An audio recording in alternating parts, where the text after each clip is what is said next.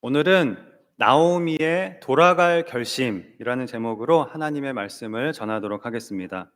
오늘부터 성탄절 전까지 우리가 예수님을 바라보고 또 생각하고 기다리는 대강절을 맞이하게 되었는데요. 이 대강절에 우리에게 은혜로운 말씀이 될 수 있는 룻기를 우리가 지난 시간부터 살펴보기 시작하였습니다. 룻기는 바로 앞에 성경인 사사기와 같은 시대인 사사시대의 이야기인데요. 그렇지만 분위기나 내용은 사사시대와는 완전히 다르다고 하였습니다. 사사시대와는 정반대로 따뜻하고 아주 감동적인 이렇게 사사기와 다른 그런 이야기로 되어 있다고 하였는데요. 하나님의 사랑, 자비, 인애, 즉 하나님의 헤세드로 가득하고 또한 등장하는 인물들 역시 이러한 헤세드를 보여주고 있는 성경이 룻기입니다. 그런데 우리가 지난 시간에 보았던 1절에서 5절까지의 내용은 꼭 그렇지만은 않았습니다. 오히려 사사기와 비슷한 느낌이었는데요. 흉년이 들자 약속의 땅 가나안을 떠나고 이방 땅에 가서 살면서 또 이방 여인과 결혼을 하는 등 이러한 모습은 사사시대의 저마다 자기 소견에 옳은 대로 살아갔던 그 이스라엘 백성의 전형적인 모습을 보여주는 것이었습니다. 또 1절에서 5절까지의 내용도 길이는 짧지만 굉장히 비극적인 내용을 압축적으로 담아 놓았는데요. 유다 베들레헴에 살던 엘리멜렉이라는 사람의 가족이 가나안 땅에 흉년이 들자 이방 땅인 모압 지방으로 가서 거기서 살게 되었는데, 그곳에서 가장인 엘리멜렉이 죽고 또 두 아들은 각각 모압 여자와 결혼을 하였는데 이 두 아들마저 죽어버렸다고 하였습니다. 그래서 남자들은 모두 죽고 엘리멜렉의 아내인 나오미, 그리고 나오미의 두 외국인 며느리 오르바와 룻, 이렇게 세 명의 여인만 남게 되었습니다. 이 나오미의 입장에서는 낯선 외국 땅에서 남편과 두 아들을 모두 잃었으니 모든 것을 잃은 것이었고 철저하게 혼자 남겨져서 비참하고 절망적인 상태가 된 것이었습니다. 두 외국인 며느리가 아직 곁에 남아 있었지만 이 며느리들도 남편들이 모두 죽고 아들도 자식도 하나도 없었기 때문에 시어머니 나오미를 이들이 떠나는 것이 이제 정해진 수순이었습니다. 따라서 아직 두 며느리가 곁에 있었지만 그것은 나오미에게 전혀 위안이 되지 못하였고, 나오미는 그야말로 아무것도 남지 않은 채, 그것도 이 모압이라는 외국 땅에서 이방인으로서 철저하게 혼자 남겨지게 되었습니다. 사실상 나오미에게는 더 이상 어떠한 희망도 기대할 것도 전혀 남아있지 않게 되었고 오직 절망과 철저한 실패만이 남아있게 된 것입니다.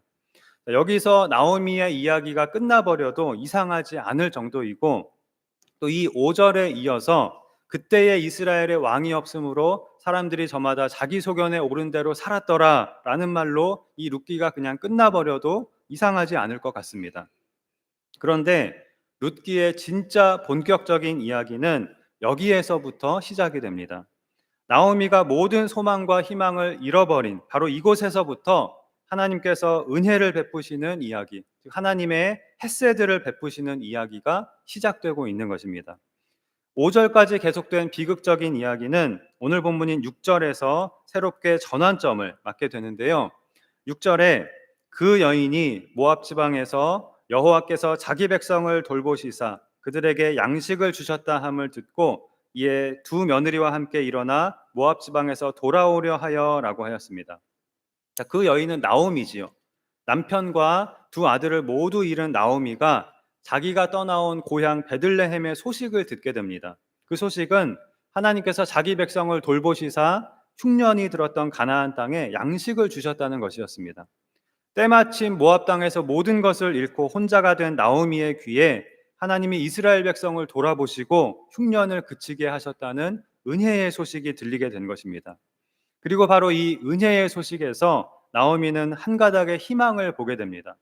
나도 자기 백성에게 은혜를 베푸시는 그 하나님의 은혜를 조금은 받을 수 있지 않을까?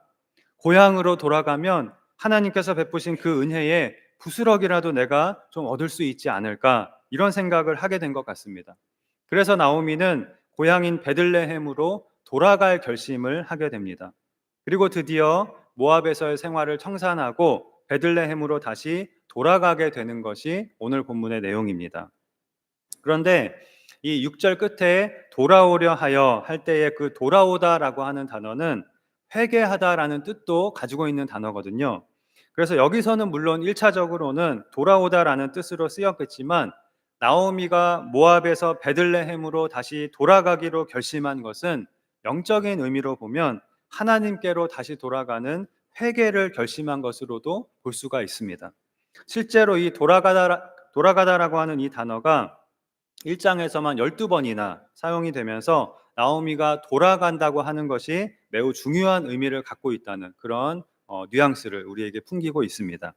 자, 아마도 나오미는 모압 지방에 와서 그동안 겪었던 모든 일을 겪고 나서 내가 가나안 땅을 떠난 것이 과연 옳은 선택이었을까? 이런 생각을 하게 되었을 것입니다. 아마 누구라도 그런 생각을 하게 될 수밖에 없을 것입니다. 그런데 마침 이때 고향 소식을 듣게 되었고 이것을 나오미는 하나님의 부르심이라고 생각하게 되었는지도 모릅니다. 물론 나오미는 모압 지방에 와서 살면서도 하나님을 떠나거나 또는 하나님을 믿는 신앙을 버린 것은 아니었습니다. 그러나 어쩌면 나오미에게 있어서 모압에서 베들레헴으로 돌아가는 것은 다시 하나님께로 돌아가는 회개의 여정이었을지도 모릅니다. 1장에서 나오미가 하고 있는 말들을 보면 나오미는 자신이 모압에서 겪은 그러한 일들을 하나님의 징벌이라고 생각을 하였거든요. 그래도 어쨌든 나오미는 어떠한 희망도 가질 수 없는 절망적인 상황에서 하나님의 은혜라는 이 한 가닥 희망을 붙들고 베들레헴으로 돌아갈 결심을 하고 모압에서의 생활을 정리하고 가나안 땅으로 돌아가게 됩니다. 처음에는 모압 여인들인 두 며느리들이 나오미와 동행하게 되는데요. 10여 년 전 남편과 두 아들과 함께 왔던 그 길을 이제는 오직 두 며느리들과 함께 쓸쓸히 돌아가게 된 것입니다. 7절에 보면 있던 곳에서 나오고 두 며느리도 그와 함께하여 유다 땅으로 돌아오려고 길을 가다가라고 하였는데요. 이 두 며느리들도 참 대단한 사람들인 것 같습니다. 이들은 이스라엘 백성이 아니라 모압 사람들이었거든요. 게다가 남편은 죽고 자식도 없어서 이들이 지금 시어머니 나오미를 따라 베들레헴으로 간다는 것은 상식적으로 말이 안 되는 일이었습니다. 그리고 이스라엘과 모압은 역사적으로 서로 사이가 좋지 않고 껄끄러운 관계에 있었기 때문에 이 며느리들이 시어머니를 따라 이스라엘에 간다고 해도 그곳에서 환영을 받기는 어려웠습니다. 즉 이 며느리들이 시어머니를 따라가기로 결정한 것은 조금이라도 이 시어머니의 덕을 좀 봐야겠다 그런 것이 아니라 오히려 시어머니를 위해서 자신들을 희생하는 그러한 결정이었습니다. 말하자면 이 며느리들이 시어머니 나오미에게 헤세드를 베푼 것이었습니다. 그런데 이러한 헤세드는 일방적으로 끝나지 않았습니다. 8절에 보면 나오미가 두 며느리에게 이르되 너희는 각기 너희 어머니의 집으로 돌아가라. 너희가 죽은 자들과 나를 선대한 것 같이 여호와께서 너희를 선대하시기를 원하며라고 하였습니다. 자, 처음에는 두 며느리와 함께 나오미가 베들레헴으로 향하였지만 베들레헴으로 가는 도중에 나오미가 두 며느리들을 모압으로 돌려보내기로 마음을 먹고 돌아가라고 말을 한 것입니다. 사실 당시에 젊은 나이에 과부가 된 사람에게 가장 좋은 것은 다시 빨리 재혼을 하는 것이었습니다. 나오미는 그것을 알기에 며느리들에게 너희는 나를 따라오지 말고 모압에 남아서 다른 남자와 결혼도 하고 아이도 낳고 행복하게 살거라 이렇게 말하면서 어머니의 집으로 돌아가라고 한 것입니다. 사실 나오미의 입장에서는 이 며느리의 도움이 지금 나오미는 반드시 필요하였고 이 며느리들이 없이는 살 길이 사실 막막하였고 베들레헴까지 갈 수나 있을지 모르는 그런 상황이었습니다. 그런데 어떻게든지 이 두 며느리를 의지해야 하는 상황에서도 나오미 역시 이 며느리들을 먼저 생각하고 자신이 희생을 하는 그런 헤세드를 보여주고 있는 것입니다. 나오미는 며느리들에게 너희가 죽은 자들과 나를 선대한 것 같이 여호와께서 너희를 선대하시기를 원한다라고 하였는데요. 이 선대라고 하는 단어가 바로 헤세드입니다. 직역을 하면 너희가 나에게 헤세드를 베푼 것 같이 여호와께서 너희에게 헤세드로 대해 주시기를 원한다라는 것입니다. 이렇게 나오미는 며느리들에게 하나님의 헤세드를 빌어주면서 며느리들을 축복하면서 돌려보내려고 하였습니다. 얼마나 감동적이고 따뜻한 내용입니까? 아마 사사기 같았으면 나오미와 두 며느리만 남게 된 5절에 이어지는 내용은 분명 막장으로 끝났을 텐데, 여기에서는 모압 여인들인 두 며느리들이 먼저 나오미에게 헤세드를 베풀고, 나오미는 또 며느리들을 위해서 하나님의 헤세드를 구하면서 며느리들을 배려하면서 또 어머니의 집으로 돌아가라고 그렇게 헤세드를 베풉니다. 그야말로 헤세드가 넘쳐나고 있는 너무나도 따뜻한 내용인데요. 자, 심지어 이런 나오미의 배려에도 불구하고 이 며느리들이 돌아가기를 거절하게 되면서 나오미가 며느리들을 간절하게 설득해서 돌려보내야 하는 그런 아이러니한 상황이 펼쳐지게 됩니다. 너희는 나와 함께 꼭 가자라고 설득을 하는 것이 아니라 너희는 나를 따라오지 말고 모압에 남으라고 설득을 하는 것이지요. 그런데 그것도 한 번에 설득되는 것이 아니라 여러 번 밀당이 이어지게 됩니다. 나오미는 가라고 밀고 며느리들은 당기고, 이것이 여러 번 반복되게 됩니다. 그래서 나오미가 며느리들을 설득하는 내용이 꽤 길어지게 되는데요. 그것이 오늘 본문의 내용입니다. 자, 8절에 이어서 9절에 여호와께서 너희에게 허락하사 각기 남편의 집에서 위로를 받게 하시기를 원하노라 하고 그들에게 입맞춤에 그들이 소리를 높여 울며라고 하였는데요. 너희는 아직 젊으니 모압에 남아서 재혼도 하고 새 출발을 해라라고 말한 것입니다. 그런데 이에 며느리들은 큰 소리로 울면서 거절을 합니다. 10절에 아니니이다. 우리는 어머니와 함께 어머니의 백성에게로 돌아가겠나이다 라고 한 것인데요. 이 말을 보면 이들이 상당히 강한 의지로 어머니를 따라가겠다고 하는 것을 알 수가 있습니다. 어머니와 함께 어머니의 백성에게로 돌아가겠다고 하였고요. 또한 이 며느리들은 모압 사람들로서 베들레헴에서 온 것이 아님에도 불구하고 어머니와 그 마음이 연합되어서 마치 이들이 베들레헴에서 왔던 사람들인 것처럼 돌아가겠나이다 라는 그런 표현을 사용하고 있습니다. 자, 그러자 나오미는 다시 한번 이 며느리들을 설득하는데요. 11절에 내 딸들아 돌아가라. 너희가 어찌 나와 함께 가려느냐. 내 태중에 너희의 남편 될 아들들이 아직 있느냐라고 하였습니다. 자, 도대체 이게 무슨 말인가 싶으실 것인데요. 자, 여기서 우리가 알아두어야 할 룻기의 중요한 배경 지식 한 가지가 있습니다. 계대 결혼이라고 하는 그런 법인데요. 신명기 25장에 기록이 되어 있습니다. 자, 이 계대 결혼이 어떤 법이냐면요. 어떤 집에서 형제들이 각각 아내를 두고 가정을 이루었는데 각 가정이 따로 분가해서 살지 않고 대가족을 이루어서 한 집에서 함께 사는 경우입니다. 이런 경우에 형제 중 한 명이 먼저 사망을 하였는데 아들이 없이 죽은 것입니다. 자, 그러면 문제가 무엇이냐면요. 그 죽은 사람의 기업을 아들이 이제 물려받아야 하는데 물려받을 아들이 없어서 물려받지를 못하게 되고, 그렇게 남편도 아들도 없이 남겨진 과부는 아무런 기업도 없이 당장에 살아갈 방도를 잃게 된다는 것입니다. 그래서 이런 경우에 적용을 하는 것이 바로 이 계대 결혼법이라는 것인데요. 살아있는 형제 중 한 명이 죽은 그 형제의 아내를 자신의 아내로 맞아들여서, 오늘날로 생각하면 굉장히 이상하지만 이제 고대 사회에서 있었던 일입니다. 죽은 그 형제의 아내를 살아있는 형제가 자기의 아내로 맞아들여서 아들을 낳는 것입니다. 그러면 그렇게 해서 그 여인이 낳은 첫 아들은 법적으로 그 죽은 형제의 아들이 되어서 그 죽은 형제가 남긴 기업을 잇게 됩니다. 그렇게 해서 죽은 그 형제의 이름이 이스라엘 중에서 끊어지지 않게 하고 또 하나님의 언약이 그의 후손에게 이어지게 한다라고 하는 이제 그런 법인데요. 사실 이 계대 결혼법의 실질적인 목적은 남편도 아들도 없이 남겨진 이 과부들이 기업을 물려받지 못하고 아무런 생계 수단도 없이 내쳐지는 그러한 것을 방지하기 위한 그러한 목적으로 이 과부를 보호하기 위한 법이라고 할 수가 있습니다. 자, 그렇게 해서 그 여인이 낳은 아들은 죽은 남편의 기업을 잇게 되고 여인은 생계를 계속해서 이어갈 수 있게 되는 것입니다. 마태복음에 보면 부활이 없다고 주장하는 사두개인들이 바로 이 계대 결혼법을 예로 들면서 예수님에게 이런 공격적인 질문을 했습니다. 예수님, 어떤 집에 칠형제가 있었는데 만일 그 칠형제가 차례대로 첫째부터 일곱째까지 차례대로 다 죽어서 첫째의 아내가 되었던 그 여자가 칠형제 모두의 아내가 되었었다면 부활 때 이 여인은 누구의 아내가 되는 것입니까? 예수님을 함정에 빠뜨리려는 그런 질문이었지요.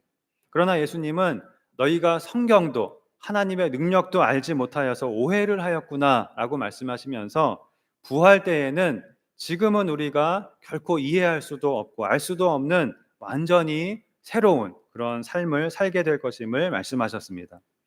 그리고 구약 성경에서는 바로 이 룻기에서 이 계대 결혼법이 실제로 시행되게 되는데요. 뒤에 가보면 이 보아스라는 남자가 과부가 된 룻을 아내로 맞아들인 것입니다.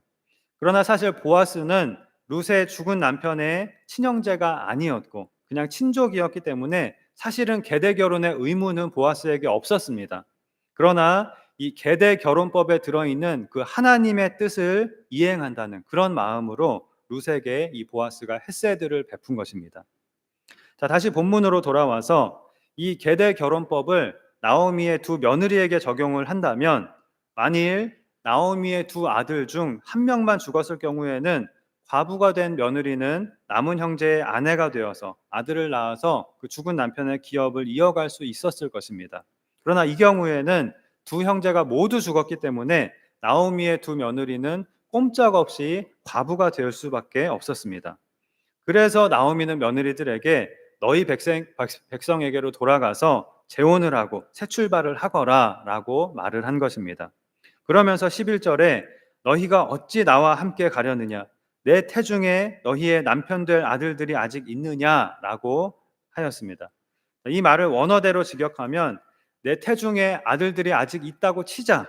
그러면 그들이 너희의 남편이 되겠느냐라는 것입니다. 계대결혼법을 염두에 두고 한 말이죠. 만일 지금 내 뱃속에 아이가 있어서 내가 아들을 낳는다고 쳐도 그 아이는 태어나면 한 살일 텐데 어떻게 너희의 남편이 되겠느냐라는 것입니다. 이것을 풀어서 설명한 것이 12절과 13절인데요. 한마디로 말하면 그것은 완전히 불가능한 일이다. 너희가 나를 따라오면 너희는 평생을 과부로 지낼 수밖에 없다. 이것을 강조한 것입니다. 이 며느리들을 설득해서 돌려보내기 위해서였습니다. 그러면서 13절 끝에 나오미는 여호와의 손이 나를 치셨으므로 나는 너희로 말미암아 더욱 마음이 아프도다라고 말합니다. 나오미가 자신의 가족이 모압 땅에서 당한 모든 비극을 하나님의 벌이라고 생각하고 있는 것을 알 수 있습니다. 그러면서 며느리들까지 이 비극에 휘말리는 것은 결코 원하지 않는 그런 나오미의 간절한 마음을 느낄 수가 있습니다. 또한 이 며느리들이 나오미를 따라 베들레헴에 가서 산다면 앞으로 나오미가 이 며느리들을 볼 때마다 모압에서 있었던 그 비극이 떠올라서 마음이 너무나 아플 수도 있었습니다. 자, 그래서 이러한 나오미의 간절한 설득 끝에 14절에 보면 그들이 소리를 높여 다시 울더니 오르바는 그의 시어머니에게 입맞추되 룻은 그를 붙쫓았더라라고 하였습니다. 한 명은 결국 시어머니의 설득에 돌아섰고 한 명은 그래도 말을 듣지 않고 어머니를 따라가겠다고 고집을 부렸다는 것입니다. 그래서 14절에 이어지는 내용은 나오미가 다시 한번 이 룻을 설득하여 돌려보내려고 룻과 나오미가 실랑이를 하는 그런 내용이 또 한참 이어지게 되는데요. 결국에는 나오미가 이 룻의 고집을 꺾지 못하고 아니 룻의 결심을 꺾지 못하고 룻과 나오미가 동행하여 베들레헴에 함께 이르게 됩니다. 자, 사실 이것은 굉장히 이례적이고 특별한 일이라고 할 수가 있는데요. 자, 여기서 그 누구도 오르바는 사랑이 좀 부족하였고 룻이 더 시어머니를 사랑하였다. 이렇게 말할 수는 없을 것입니다. 두 며느리가 모두 나오미를 따라 베들레헴으로 향했던 것 자체가 이미 이들이 헤세드를 보여준 것이었고 또 나오미가 너희는 돌아가라고 하였을 때 두 며느리가 모두 울면서 어머니를 따라가겠다고 한 것 자체가 이미 둘 다 모두 특별한 헤세드를 보여준 것이었습니다. 그리고 시어머니의 간절한 설득에 결국은 순종하고 작별 인사를 한 오르바가 사실은 어떻게 보면 더 정상적인 경우라고 말할 수가 있을 것입니다. 어떻게 보면 그 어떤 말도 통하지 않고 끝까지 시어머니를 붙잡는 도대체 왜 그러는지 이유를 모르겠는데 그렇게 하는 룻이 더 비정상적인 것일 수도 있습니다. 굉장히 룻이 특별한 헌신, 특별한 헤세드를 보여준 것인데요. 자, 나오미를 따라가기로 한 이 룻의 결심에 대해서는 우리가 다음 시간에 생각을 해보도록 하겠고요. 오늘은 오늘 말씀의 제목인 나오미의 돌아갈 결심에 대해서 몇 가지를 생각해보고 마치도록 하겠습니다. 나오미의 돌아갈 결심에 대해서 두 가지를 생각해 보려고 하는데요. 첫째는 나오미의 돌아갈 결심은 회개하고 하나님께로 돌아갈 결심이었다 하는 것입니다.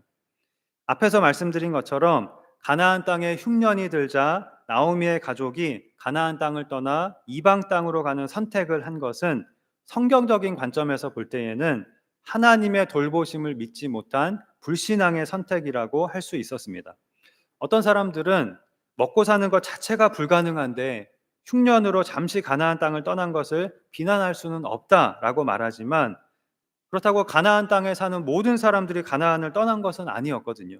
그런데 나오미의 가족은 이방 땅인 모압 지방으로 피난을 가는 선택을 하였고 결국에는 그곳에서 눌러앉아 살게 되었습니다. 그리고 나오미의 가족이 모압 지방에서 겪은 불행한 일들이 하나님의 벌이고 하나님의 심판이었는지는 물론 우리는 말할 수 없습니다. 성경이 말씀하고 있지 않는 한 우리가 그것을 함부로 말할 수는 없습니다. 그러나 나오미는 이 모든 일들이 하나님의 벌이라고 생각을 하였습니다. 자, 오늘 보면 13절에서 나오미가 여호와의 손이 나를 치셨다 이렇게 말하고 있고, 또 21절에서는 여호와께서 나를 징벌하셨다라고 말하고 있거든요. 물론 우리가 우리에게 일어나는 안 좋은 일들을 다 하나님의 벌로 생각해야 한다 하는 것은 아닙니다. 성경은 결코 우리에게 그렇게 가르치고 있지 않습니다. 의인이 당하는 고난, 역경도 있고 우리가 그리스도인으로서 견디어야 하는 고난과 시험도 얼마든지 있을 수가 있는 것입니다. 다만 나오미는 자신이 하나님이 주신 기업 가나안 땅을 떠나온 것을 후회하면서, 중요한 것은 회개하고 하나님께로 돌아갈 결심을 하고 실제로 모압 지방을 떠나 베들레헴으로 돌아가고 있다는 것입니다. 나오미에게 고향 땅에 하나님께서 은혜를 베푸셨다는 소식이 들린 것은 나오미에게 돌아오라고 부르시는 하나님의 사랑의 음성이었고 하나님의 부르심이었습니다. 그러나 나오미가 돌아갈 결심을 하는 것은 결코 쉬운 일은 아니었습니다. 잘 살아보겠다고 고향을 버리고 모압 지방에 왔는데 거기서 크게 성공을 해서 돌아가는 것이 아니라 오히려 모든 것을 잃고 비참한 상태가 되었기 때문입니다. 이런 경우에 대부분의 사람들은 고향으로 돌아가는 것을 꺼려합니다. 돌아가지를 못합니다. 사람들의 시선 때문입니다. 고향을 버리고 떠나더니 꼴 좋다, 남편도 자식도 모두 잃고 거지꼴이 되어 돌아왔구나, 이러한 사람들의 조롱과 손가락질이 두려운 것입니다. 그럼에도 나오미는 돌아갈 결심을 하였고 아무것도 없이 베들레헴으로 돌아갔습니다. 자, 여기서 우리가 기억해야 할 중요한 것은 회개는 단지 돌아갈 결심만 하는 것이 아니라 실제로 돌아가는 것이 회개라는 것입니다. 후회하고 뉘우치고 울고 하나님께로 돌아가겠다고 결심을 하는 것이 회개가 아니라 하나님께로 돌아가는 것까지가 회개인 것입니다. 우리가 죄를 짓고 나서 늘 말로 회개를 하고 회개의 기도를 하고 죄를 짓지 말아야지 하고 결심만 하고 늘 똑같은 죄를 계속해서 반복한다면 그것은 참된 회개가 될 수 없는 것입니다. 우리가 내가 하나님을 떠나 살고 있었던 것을 깨닫고 회개하고 내가 하나님께로 돌아가야지, 예배도 내가 이제 잘 드리고 신앙생활도 열심히 잘해야지, 이렇게 결심만 하고 실제로 하나님께로 돌아가지는 않는다면 그러한 결심은 아무런 의미가 없는 것입니다. 그러나 우리가 하나님께로 돌아갈 때 거기에서부터 놀라운 역사가 시작이 되고 우리의 삶이 변화되게 되고 우리가 하나님의 놀라운 헤세드를 경험하게 되는 것입니다. 이것을 우리는 꼭 기억해야 하겠습니다. 다음으로 두 번째는 나오미의 돌아갈 결심은 하나님을 신뢰하고 의지할 결심이었다 하는 것입니다. 사실 나오미는 스스로 자신이 겪은 일들이 하나님의 벌이라고 생각을 하고 있지만 우리는 나오미가 모압에서 겪은 일들이 꼭 하나님의 심판이었다고 확실히 말할 수는 없습니다.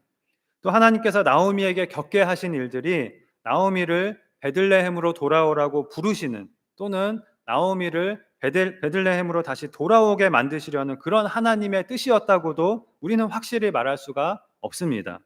그런데 여기서 나오미가 우리에게 보여주고 있는 아주 중요한 것이 있습니다. 우리가 어떠한 일을 만나고 어떠한 상황에 처해도, 그것이 우리의 무슨 잘못된 선택으로 인한 것이든 하나님의 벌이든 그런 것과 상관없이, 우리에게 중요한 것은 어떠한 상황에서도 어떠한 자리에서도 하나님을 신뢰하고 의지하는 것이라는 사실입니다. 어찌 되었든지, 우리가 어떤 상황에 처하게 되었든지 언제나 우리가 바라볼 유일한 분은 하나님이신 것입니다. 우리가 기대하고 바라야 할 것은 하나님의 헤세드밖에 없는 것입니다. 나오미는 모든 소망을 다 잃은 절망의 자리에 빠졌고, 또한 그것이 자신의 잘못된 선택에 대한 하나님의 징계라고 생각하였지만, 그런 자리에서도 고향 베들레헴에 내리신 하나님의 축복에, 그 하나님의 헤세드에 자신을 맡기기로 결심하였습니다. 이것이 나오미의 돌아갈 결심이었습니다. 그래도 나오미가 기대할 수 있는 것은 하나님의 헤세드밖에 없었고, 그 하나님의 헤세드를 바라보고 나오미는 하나님을 신뢰하고 하나님을 의지하기로 결심을 한 것입니다. 자, 우리도 이것을 기억해야 하겠습니다.